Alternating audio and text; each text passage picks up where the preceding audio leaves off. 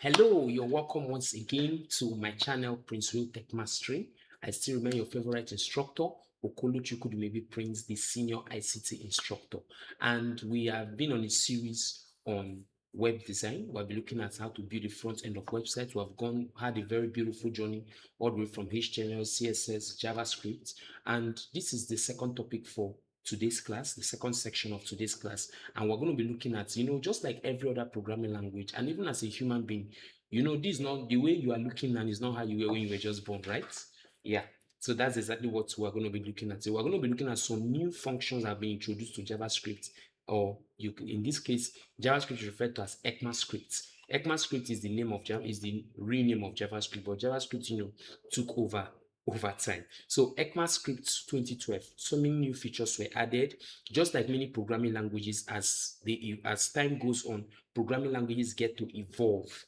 Just like we human beings, they also get to evolve. As the demand for tech increases, the need for evolving, comes in also. And that is exactly what we are going to be looking at today. So today we're going to be looking at new features in ECMAScript 2012. I promise you do not want to miss any part of this class. You will see, you'll get to know some codes that are going to help make coding in JavaScript much more enjoyable and easier.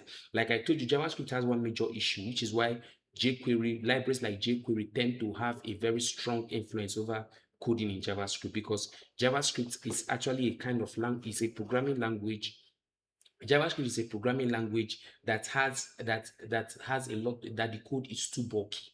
Yeah, it's too bulky, and that's why libraries and frameworks tend to achieve a whole lot when it comes to JavaScript. So today we're going to be looking at one of those evolutions of JavaScript that took place in the year 2012. Honestly, you don't want to miss a single part of this class. Enjoy. Let's get into the class. Okay, yeah. Now, what are we said ECMAScript 2012 and modern features. Now, like I said, every programming language, as a human being, you get to evolve over time. So also programming languages also evolve over time. Now, all we have been learning all this while is HTML5. We also looked at the fact that HTML5 moved all the way from HTML1 to HTML2, HTML3, HTML4, down to HTML5, which was in the year 2014. Same thing with other languages like Java. We have major changes in JDK 7, major changes in JDK 20, JDK 35,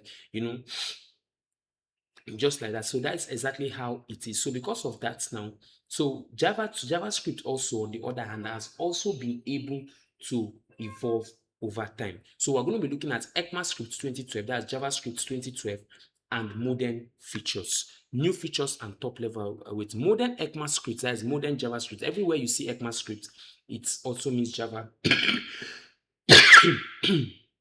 Everywhere you see ECMAScript, it also means JavaScript. Yes. Everywhere you see ECMAScript, it also means JavaScript. And so we're saying modern ECMAScript introduces top level await, meaning you can use the await keyword outside of asynchronous functions with ES modules, with ECMAScript modules. This is highly effective for dynamically loading data before a module fully initializes. One of the major features of the use of this await majorly is when we are dealing with APIs, because sometimes APIs can take, not because of your code is bad or anything, but maybe the server that is sending that information to you via that API may be having a lot of pressure on it at that same moment. There can be some delays in there can be a couple of delays that you can experience in that data coming in. And this is where some of the modern features, aside the await feature in ECMAScript, comes into play. With the help of the await, we say that the await keyword can be used outside asynchronous function with ES mode. This is highly effective when you want to dynamically load data, okay, from an API or from an API into your JavaScript, into your JavaScript. This is before a module fully initialized. So before the page finish loading, you may want to, do some implementation. You may want to load certain parts of your certain items from the API so that you don't have to wait too long. And that's where the await keyword comes in. And what are some of the new features? We look at static class initialization blocks. Provides a flexible way to evaluate static initialization logic inside a class, allowing you to use try-catch blocks and assign multiple static fields at once. Now, static class initialization block, what we are saying here is that now in the modern JavaScript, you now have room for try-catch, ability to catch errors that may occur in your code. Now, now there is what we call exceptions. Yeah, in Java it's called exceptions, but there are certain errors, and exceptions are simply errors that can occur during the execution of your program. So what we are saying here is that with the help of ECMAScript 2012 made it possible that strike catch blocks can now be used in JavaScript. Initially, JavaScript did not have support for that, and as such, now you as a developer can be able to encounter errors and deal with the errors as you deem fit, so that the end user does not suffer from anything when they try to use. Then we now have new array methods and set operations and iterator helpers. Now there are new methods and array, like I taught us before. Okay, I spoke about it when we introduced JavaScript, but I didn't go into it. But an array can be defined as a data, as a set of as multiple data that is stored with a single name. Yeah, this is multiple data of the same data type stored with a single name. That is what an array is. And for an array to work as an array in any programming language, for an array to work as an array in any given programming language, it has to provide for certain methods to be available in that array. And what are some of the array methods that we have now with the help of ECMAScript 2012? We have the .at method, which is used to locate a particular in the position of a particular value in the index. Array starts counting from 0, so it is used for that purpose. And then we have .toSorted. You can use .toSorted to sort an array either in ascending or descending order without tampering with the main array. And to reverse, you can also, if you have sorted an array, you can reverse the order through which you sorted it. That is exactly what it's for. And allow manipulation without mutating the original array. So array methods that were introduced allow you to manipulate arrays, without you having to make changes to the original array. You can manipulate the array, tamper with them. Like when I spoke about .toSorted, being able to put an array in either ascending order or descending order. You don't need to go back to the main array to edit it, to rearrange it yourself. Once you declare this method .toSorted or .toReverse, it will automatically do the arrangement for you.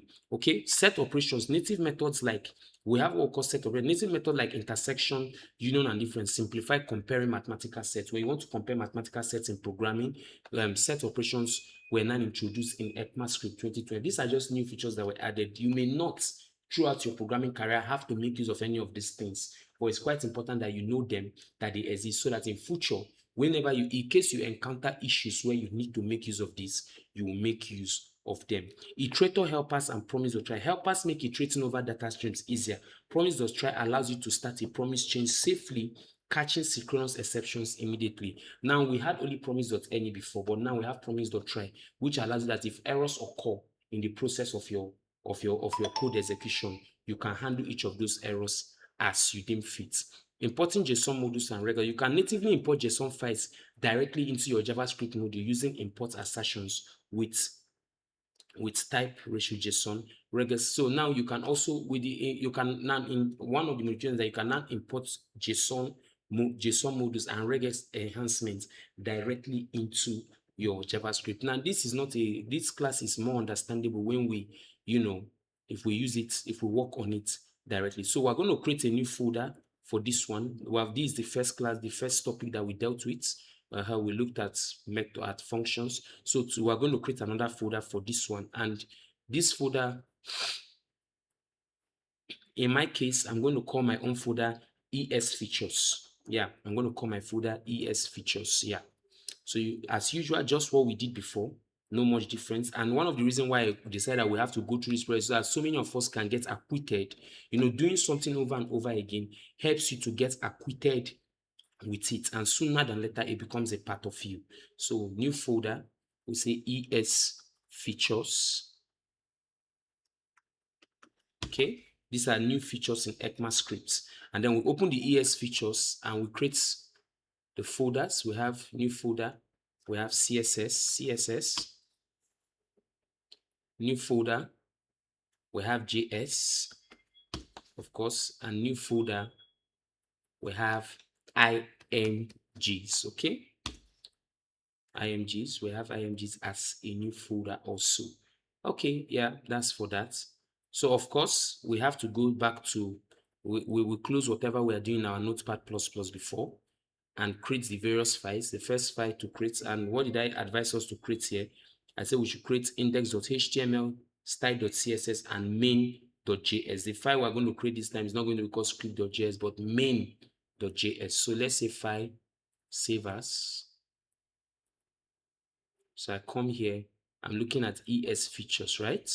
So I come here, and the first thing I want to do is my index.html, index, and I can come over here, index.html, I save, okay, and I can say file new, file, save as. We call the file, I call the file in this case style.css. So we open our CSS folder and create another one called style. Okay, style.css. Then we save. And of course, we create main.js. That's our JavaScript file. File, save as. We'll go here. Main.js.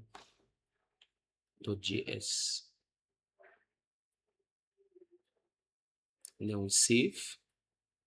Good. So we have created our three files, index.html, style.css, and main.js. So let's proceed. Now, you click on View Solution to Code. Like I told you, our manuals are always attached to each and every one of our lectures. So copy this for the index.html. You can paste it here. As usual, never you ever forget to add that. This tag, contents equal to width equal to device hyphen width, comma, and we have initial hyphen scale equal to 1.0, and then we'll close, and then we do this. Always add this. This is the most important part of it. So you add this, and then now remember, you can take note of what we added here. Type equal to mode. When you add type equal to mode, it will automatically activate modern ES features. You see, we didn't need to make use of type in all we have been doing since. We just did our script sroc blah blah blah. But here we say type equal to mode. With type equal to mode, it will automatically activate these modern features. These modern features are not activated by default. You activate them in your code by using type equal to mode. So take note of that. When you want to use ES 2012 features, that's ECMAScript 2012 features, add this attribute type equal to module. So you copy, is our CSS, okay. Then we'll go to main.js. Of course, I have my XAMPP currently running. My XAMPP is running very well, so I don't need to restart my XAMPP again. And I come inside here, inside my main.js, and I paste it in here. And that is just how straightforward it automatically is. So I've done this, and then we'll now move forward. Okay. And let's look at what we have. Localhost / ES features. Okay. You can see what we have here.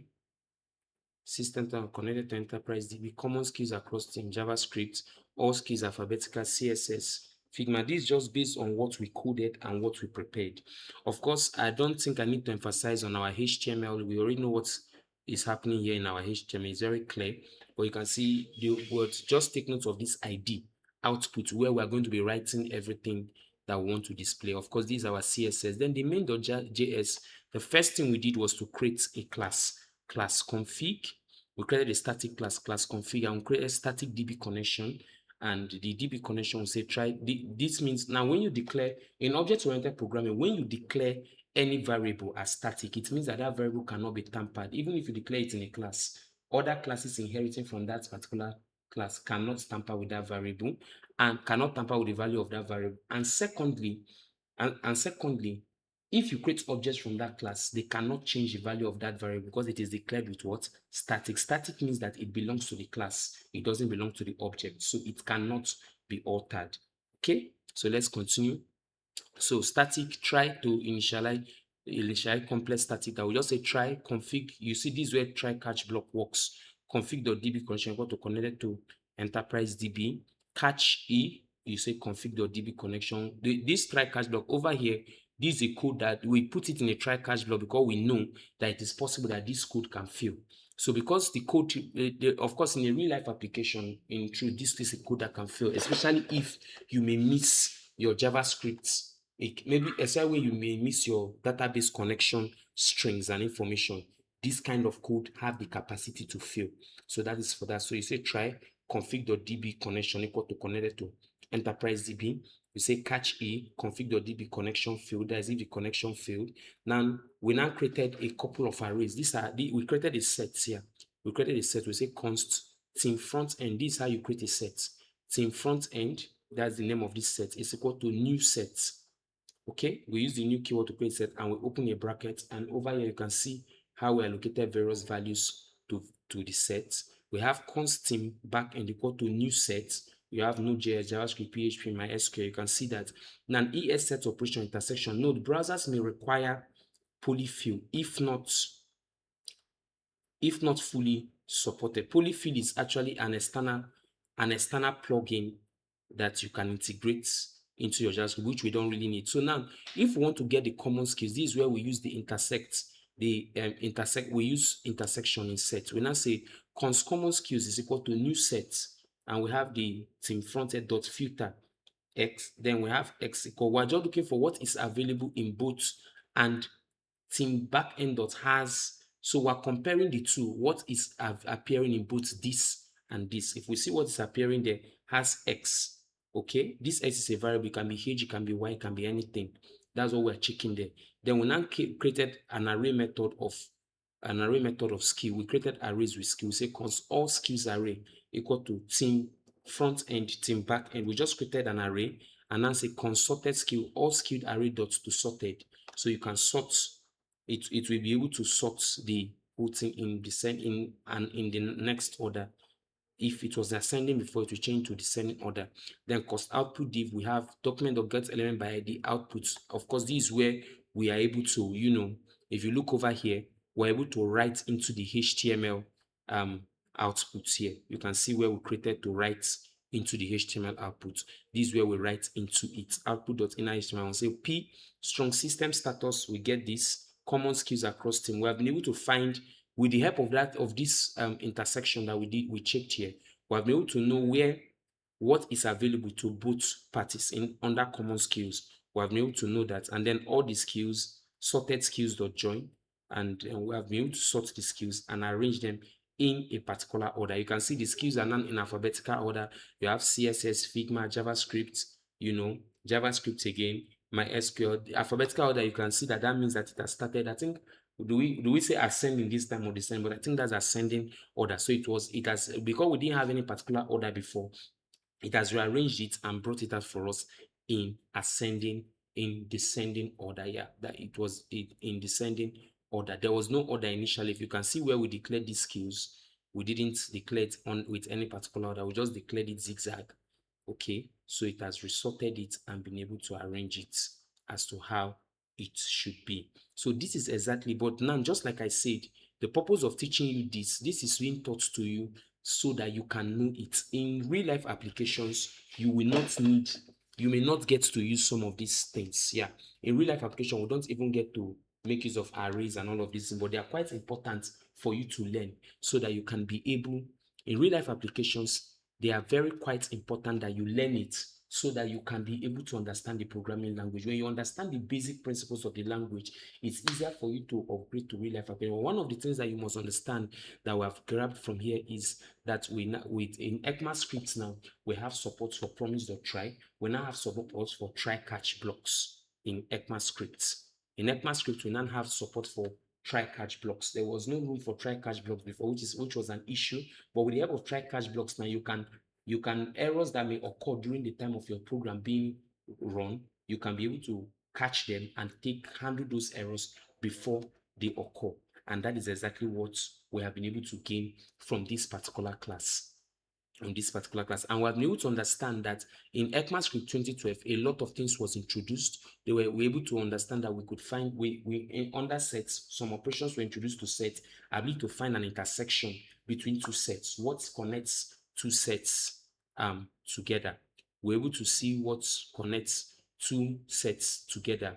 We're able to learn that, and we're able to see how use it, and be able to find the most common skills between two sets, and we're able to use the arrays for sorting, to be able to sort skills in a particular order. So this is exactly what the ECMAScript 2012 is for. The job of ECMAScript 2012 is just to, one, it provides you with more features, and also take note that if you are going to use these modern features, you must make sure that when you are referencing your script, you must use the type attribute equal to module. Okay, now of course, as we progress, when you get to learn Node.js, you will see how a better way that you can actually make use of all of this. But the reason why we implemented this here is just so that you can just understand it. But I want you to know very well that, take note of the fact that each time you must make use of this, you must use the type equal to what?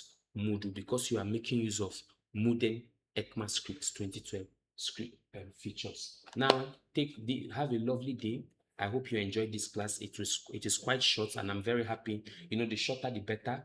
Most of the class, we are getting to an end in this particular series, and in this first part of the series is a three-section series, like season 1, season 2, season 3. So we're getting to the end of season 1, and I am very happy that we are beginning to. I hope we are understanding. And like I said, we always provide our emails. Ask questions in the comments. If there is anything you don't understand, we'll be willing to answer you. And we'll always try to provide our materials as part of the description of each and every one of our videos. See you in the next section. I remain your favorite instructor, Okolo Chukwunebe Prince. Have a lovely day. Thank you.